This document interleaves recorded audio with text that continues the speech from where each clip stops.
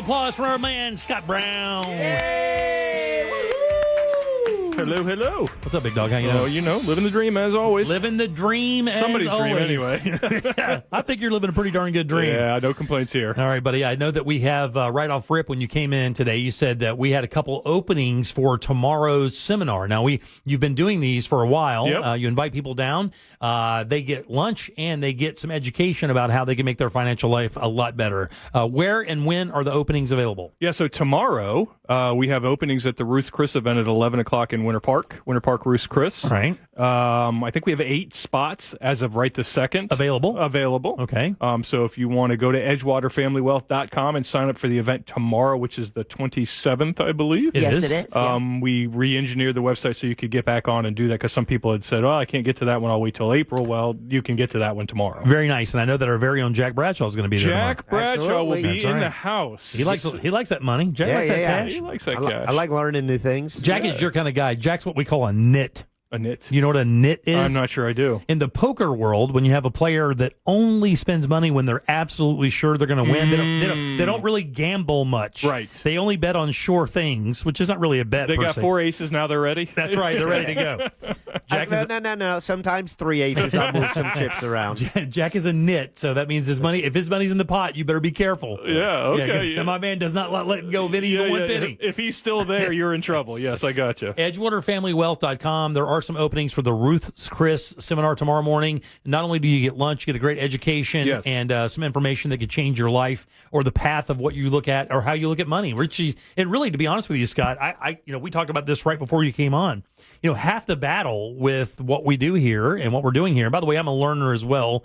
I know I get picked on for having money, but I just have a few assets, nothing big. Yeah. But what it does teach you is, what that means to you, what your money actually means, what it can do for you. Because I think a lot of people maybe don't even know what money saved, what opportunities there are out there for it. Oh, it's crazy. The opportunity, when I was a young person and I didn't have any money, I didn't really understand there's a whole world out there that becomes available once you have a little liquidity. And I'm not talking about billions or private equity money or venture capital money or anything like that. I'm just saying, first of all, the peace of mind that comes from that. If you go to bed every night and you're like, I have no idea how I'm going to pay the electric bill. Right, that's tough. That's hard on you physically and mentally. Whereas once you save a little bit of money, you have a little bit of money in the bank. I mean, the sleepability factor alone is worth it, and people get stressed, they make bad decisions. And they say statistically, when they've looked at people, they've done IQ tests, Jim, where they've tested people when they have money versus when they don't have money. So if they're under mental stress from having poor economics,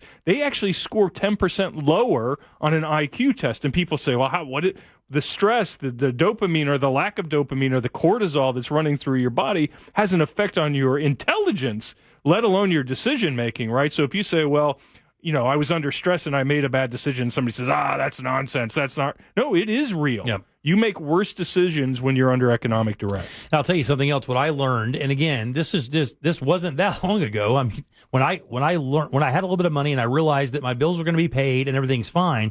Not only did that stress come off, but what really starts happening is you go, well, now I can focus on things I'm really good at. Like if you ever had that dream or whatever, and when you get yourself in a position, maybe working for somebody else right now, and you get in that position where maybe you don't have to worry about your mortgage, your car payments, your insurance, you're going to be fine. Yep. Got a few bucks in the bank in case something happens. Yep. And that doesn't have to be a ton of money. Could be $5,000, $8,000, whatever the case may be. What that allows you to do is start thinking beyond the realm that exists for you financially. And for a lot of people, Scott, that I run into, because all my friends are like blue collar guys. I don't have any, degreed professionals in my world. All my guys are like, they work for Massey or they're lawn guys or stuff like that. The idea that can happen is a breakthrough. Because a lot of people believe that they're born into a certain financial situation. No, I agree. And I think I sent you a thing on the top 10 things you can do to stay poor. That's right. Yeah, so that's a good segue for us. And I wrote them down, so feel free to comment on any of them, but I thought it was an interesting list. Number one, lottery. Number one. Damn Keep it. playing the lottery, Jack. Keep playing, baby. the old redneck That's IRA. going to come through any day now. Don't you call it lottery. It's called the redneck IRA. There you go. I'm not counting on it. I'm just hoping for it. Okay, yeah, that's a good strategy. So, anywho, one of the first things it says is read books and do nothing. So a lot of people will read a book, they've read a book on how to get rich or how to trade options or how to do crypto or memes or whatever, and then they do nothing. So, that's one of the classic ways to stay poor, is to read a book and do nothing. Now, kudos for reading the book. Yeah. The next one, and we talked about this one before, is pick a spouse who makes you feel guilty for working hard or trying to achieve. Right, yeah. Let's think about that. Yeah. If you don't have a good partner in your life that believes the same way you believe financially, you are doomed. Unless you're the spender, right? Yeah. You are doomed. Yeah, you are. You have to be on the same page with your spouse. So one of the things that's happened in my life is I have a spouse who's very supportive. She lets me try she's allowed me to work hard. She's raised our kids. Obviously, I was there. I coached Little League for 7 years, so it wasn't like I wasn't there. But when I said I have to go back to work at 8 o'clock, she said, okay, Yeah. I know you're trying to achieve something for us and our family, so you need support at home. And it could be the other way. It could be the husband supporting the wife because she's got the more prosperous career or potential for earning. And the other thing there that can happen, and just let me chime in here, that can change. By the way, if you have somebody in your life that doesn't look like that right now, but you really do love them, have an honest conversation with them about what your goals are. And, one of these seminars, like it's going to happen tomorrow, and the other ones you have coming up in April, those are really good jumping points because that would allow you to go, hey, baby, you know what? I went to one of Scott's seminars, and I'm looking at our financial outlook a lot differently now. Sit down with me. Let me explain why. And those things happen. And if you have somebody you care about enough, it's worth the conversation. Yeah, we had so I'm going to tell you a quick funny story. The last event we had last week, one of our radio listeners came with his wife, and I apologize, I don't remember the gentleman's name, but so he's sitting through my seminar, and we get to the end, and as you know, in those situations, a person will come up and introduce themselves, and he said, I got two things I want to tell you. The first one is your fly's down. Oh, my God. Oh, my God. The entire time? The entire time. But I had my jacket on, so he said it wasn't noticeable till I walked over here. Now, real quick, because of that, are you going to start charging now? Well, I think I'm going to have to charge now. The second thing he said, which was not as funny but interesting, is that you've allowed my wife and I to have conversations we may not have had before. Sure, and I think that's very important because a lot of times when you get into financial stuff, because of the way you were raised, the way you were brought up, you'll have two head-butting ideas of what your money should or should not be doing. A lot of people are like, well, just save it, put it in the bank. That's the best thing to do is have a lot of money on hand. And a lot of people don't realize that's really not the thing that a lot of people who have money do. No. They put their money in assets. That's right. They don't keep a lot of liquid money because it doesn't earn anything for them there. That's right. And again, I think a lot of times a lot of things go unsaid in a household, right? You're busy with raising kids, you're busy paying bills, you're busy with whatever, right? And nobody sits down and says, well, let's talk about our finances because there's something on TV. They want to relax. They want to think about important things. So these events and these conversations occur, or the outcome of these events is that these conversations occur. So the next one I had on my list is fail once and quit forever. Yeah, for sure. How often do you hear, I tried it, it doesn't work? Yeah, that's right. And I'm not going to try it again. I'm not going to reboot it. Yeah, man, that's a tough one, and it's hard to get past that mentality because a lot of people are like, well, this is just how my life is. Yeah, I'm not meant to have money. Exactly. Yeah. It doesn't line up for me. Yeah, and that's just silliness. And the next one I have is my favorite one, which is of course blame others. Right? Something's not going well for you. You're not saving. It's somebody else's fault. Exactly. And I read an interesting statistic the other day that the top 5 professions for a millionaire include lawyers, engineers, and these are 10,000 people they surveyed. I think it was Fidelity did the survey or JP Morgan, one of the two. And teachers was on that list. Teachers, 80% of those millionaires that were surveyed acquired their wealth in a 401k. Yep. Now, I'm going to repeat that. 80% of 10,000 surveyed millionaires acquired their wealth through their 401k. Now, that's not sexy. That's not interesting. No. That's not fun to talk about at a cocktail party. That's a bulldozer in first gear, let off the clutch, fill up the gas tank. Yep. Just plugging along, never going fast, but never stopping. It's insane to me how many articles are written or how many marketing pitches are based on giving people a hard time for being in their 401k. And 401ks are not perfect. They go up, they go down. They have good days, they have bad days. Yes, they have some fees, and yes, there's some warts on them. The bottom line is if 80% of the 10,000 millionaires surveyed did it in their 401k, you may want to take a second to consider using your 401k as a savings vehicle. So that's blame others. And the reason I thought of that is because a lot of times I'll talk to somebody about their 401k and they're, my plan stinks, the funds stink, the administrators stink, everything about it's terrible. And then I ask them, well, you're 57. How much money do you have in it? And they say $1,000. Yeah. So if you have $1,000 $1,000 at 57, even if we double your money and don't charge you anything, you're still not going to be okay. Right? So then the next one on my list is, of course, expect the government to save you. Yeah. That's never going to happen. That's probably not going to work out It's never for gonna you. happen, Yeah. The other one is value others' opinions over your own. Yeah. That's another thing, too, because, if you have a gut instinct and, it's just better to always seek a professional. Look, man, I've learned in my life. I was talking to somebody today about that. They asked me about something. I said, that's not my job. I don't know. Yeah. I focus on what I know what to do, and I let people who handle certain things like yourself or other professionals, I let them do that thing. I don't really get involved with that stuff. Yeah, I mean, if you invest with a professional, and assuming it's a good professional and somebody that's tenured and knows what they're doing, you go to somebody who's been like myself, who's been doing it for 37 years. I could be a complete idiot, and my wife would concur on certain days. But the reality is I've been doing this for 37 years. So somehow over 30 years, I've come to understand mostly what works and mostly what doesn't. Right. You're not going to be able to do that because you've been doing something else for 37 years. And whatever that something else is, I'm all ears when I need that something else. Exactly. Like I don't build boats. Yeah, but I know a guy who does. Yeah, that's exactly how I look at it. Like it just again, this goes back to that: exploit your strengths, hire your weaknesses. Yeah, the next one is avoid discomfort.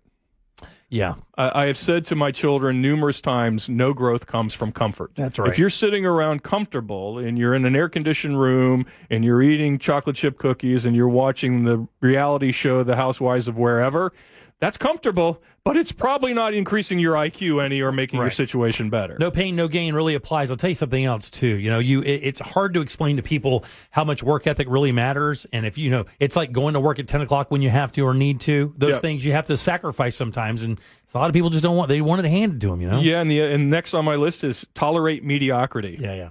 Some people just you may have a relationship with an advisor or with some professional in your life where they're doing a mediocre job. They're probably just mailing it in, right? Yep. You're tolerating that. You've taught them that that's okay.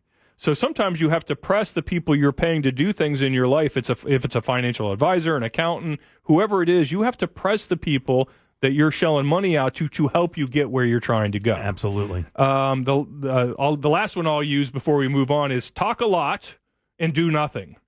How many people do you know in your life who just talk and talk and talk till you're sick of it? You leaving that room, they're never going to do any of the things they just said. Yep, I'm aware. Yeah. I used to be one of those people. I know them well. I used to be one of those guys. Yeah. Oh, Scott, one of these days I'm going to put away, I'm going to do this thing and I'm going to make $1 million. I'm like, that's the fourth time you've told me that this week. So. The interesting thing is the second part that you want to talk about, I find interesting because I'm not really 100% sure what you're talking about here. It says high water marks, what they are and how people get frustrated by them. What is a high water mark? Yeah, so I think this is important right now. The market's at a pretty high place, right? Yeah. And what happens is I'm doing this a favor to all the financial advisors out there right now, because what you're going to do is you gave your financial advisor $100,000 5 years ago. It grew to be $175,000. Then the market got sloppy and it dropped back to $150,000. That could happen at any moment at this point with the level of the market, right? And what you do is you call up your advisor and say, hey, I'm down from I only have 150. I had 175,000, and he's like, yes, but Jim, you gave me 100, and now you have 100. I don't care. I had 175, and now I have 150. So the point is that high water mark gets in people's way. Yeah. You will achieve another high water mark, but in the meantime, you're going to drop down a little bit. People get so fixated on that statement where it was the peak number, it was 175, I'm doing fantastic, and then it dropped down to 150. You still earned like 8% a year, but you're transfixed on the 175, and therefore that's all you want to talk about. And you're not pulling it out anyway. So why does it matter? You're not making a move on it. That's another thing too. That happened in 2008 during the downturn. A lot of people cashed out their 401ks. Yes, they did. And I remember thinking that is the dumbest thing you could ever do in your life. Everybody that I knew, and I even said on the air, whatever you do, do not cash out your 401k. I know it seems bleak. This is the United States of America. And I don't know if you noticed, Our economy is pretty GD strong. Yep. This is an anomaly. These things happen occasionally. Look at history. Chances are, in 5 years, you're going to be in a better position you are right now. Oh, my gosh. And yes. guess what happened? Yeah, I mean, here we are up fivefold almost buddy, from that time you frame. have no idea, bro. I mean, I lost my damn mind. Yeah. Like, I worked my ass off to get that money and put that money in there and sacrifice to get that money, and I saw that thing go down. Yeah. And I was like, I hope everybody's right. Well, it's what's the alternative, right? Yeah, pull it out and lose. Well, the alternative is the whole economy collapse. Right, exactly. If you're pulling out of your 401k, what you're saying is it's over. This whole America thing's been great, right? But exactly. we're done. Capitalism is messy, right? Yeah. If you don't accept that capitalism is messy, you're going to get run over, right? Because you're going to pull out every time there's a little hiccup, every time there's a bump in the road. You're going to pull out again. To quote Warren Buffett, the stock market is a tool to reward patient people with impatient people's money, right? So you have to keep that in mind every time you think about doing that. That's a great one. I haven't heard that one. He's got so many great. It's endless. He's got so many Buffettisms. Yeah, and him and Charlie and Mungerisms. Yeah. So, I got one more here for you. Yeah, sure. It's prioritize looking rich over being rich. Yeah. How many people do you know in that category? Buddy, listen. Everybody I know that you see walking. Yes, I know a lot. Your of those favorite people. example is the jacked up truck with the big tires on it, and the kids still struggling to have lunch money. Oh yeah, yeah, 100%. Or you see this 100 times. You see people walking around with really nice watches, nice cars, and stuff like that. And I always want to go. I'd like to follow them home. Yeah, because I wonder where they live, and if they live are they over leveraged? Chances are they are. Probably. Because if you look at somebody who's 28 years old, and they're driving around in a $80,000 car and wearing a $10,000 watch, that sets off alarms for me. Yeah, it would make me nervous.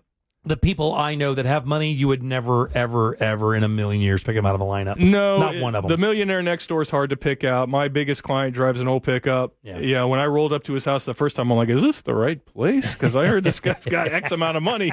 And sure enough, it was the right place. And the reason he has X amount of money is he doesn't try to look rich. He just is rich. Well, let me tell you something. One of my closest friends in high school's father or uncle was one of the premier doctors at Shands. Matter of fact, I believe he did Reagan's heart surgery. No kidding. When Reagan had his heart issue, I think this guy is the guy who did Reagan's heart surgery, was called in specifically to do that. We went to his house to pick up something one day over there in Gainesville. Let me just say, the driveway was about a quarter of a mile to get back to his place. Had a library, all the stuff that you could imagine in the driveway, a Jaguar Vandenpla, which was the upper level sedan Jaguar of all. And then there was a little Ford Ranger sitting there. It looked like a garden truck. And that's what the doctor was driving. Yeah. He was out there in his garden in his dirt. And I remember hearing my friend Chris say something from his he said that the money was the byproduct of his love. Yes. It was just the byproduct of what he loved doing. He just wanted to help people and be a doctor because it's all he ever wanted to do. He never really cared about the money aspect of it. His wife took care of all that for him. But his wealth was just unfortunate. His wealth was just a byproduct of what he loved to do. He didn't do it for the money. The money was a byproduct of his passion for his industry. And you see that across the board. I had dinner last night with a client of mine who's in the plumbing business and is recently retired. That guy will talk about plumbing for 4 hours straight. He loves plumbing, and therefore he was very successul and was economically rewarded because of his passion for the industry. Yeah, 100%. I know you have a couple books out, one new one, or one that just one dropped on us. We have a second edition of I Never Made Anybody Rich, which people seem to like. I added 4 new sections to that and a revised cover, and people seem to be pleased. So if you want that book, you can go to edgewaterfamilywealth.com and download the ebook. Or you can buy the book on Amazon.com. And we also have I Got a Guy, which is a guide to using a financial advisor, which is also an ebook you can download. And, of course, we have our events coming up. Tomorrow, we have 8 slots. We may not have them as I speak now, but we have 8 slots. Jack's going to come have lunch with us. I'll be there. All right. And then we have another event on April 24th at the same Roost Chris in Winter Park. And then on the 26th, folks, we're out in Mount Dora at the 1921 room over there in Lake County. Which is a beautiful restaurant. By the way, all of this is at edgewaterfamilywealth.com. All these dates, remember, that doesn't cost a nickel to go to one of these seminars, but you do need to sign up and reserve your spot. You do that online. You do? Get your ticket or get your spot, get in there and learn something that could change your life. Let's hope so. All right, buddy. Good seeing you as always. All right, good likewise. Loud for Scott Brown. EdgewaterFamilyWealth.com. All right, 407-916-1041. Text us 77031. Load them up.